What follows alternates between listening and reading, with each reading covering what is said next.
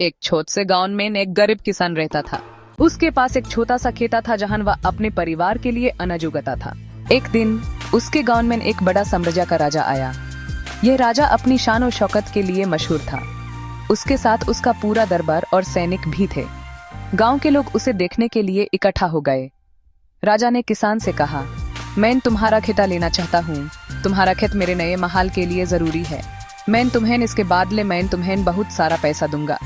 किसान हैरान था, लेकिन उसने सोचा कि ये उसके परिवार के लिए एक अच्छी मौका हो सकता है। राजा ने एक बड़ा सोना का थैला किसान को दिया।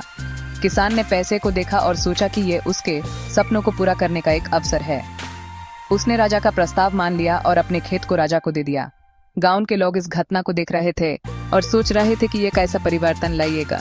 किसान ने राजा से कहा, महाराज, ये खेता मेरे लिए बहुत महत्वपूर्ण है।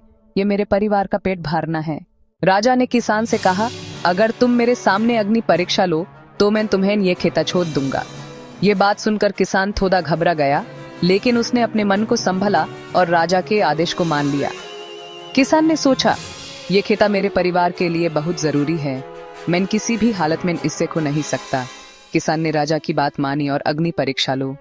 उसने अपने मन को मजबूत किया और अग्नि परीक्षा के लिए तैयार हो गया। उसने सोचा, ये परीक्षा मेरी हिम्मत और साहस का इम्तिहान है। मैं इसे जरूर पार करूंगा। किसान ने अपने परिवार और अपने खेता के बारे में सोचा और अपने आप को और भी मजबूत बनाया। उसने अपने हाथों में अग्नि को पकड़ लिया और उसे अपने चेहरे पर रखा। अग्नि की ज्वाला उसके चेहरे को छू रही थी, लेकिन किसान ने अपने दर्द को बर्दाश्त किया। उसने सोचा, ये दर्द कुछ भी नहीं है अगर मैं अपने परिवार और खेता को बचा सकता हूँ।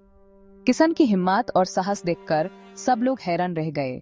राजा भी किसान की हिम्मत से प्रभावित हुआ और उसने कहा, तुम सच में एक बहादुर किसान हो। मैं अपना वादा निभाता हूँ। ये खेता अब तुम्हारा है।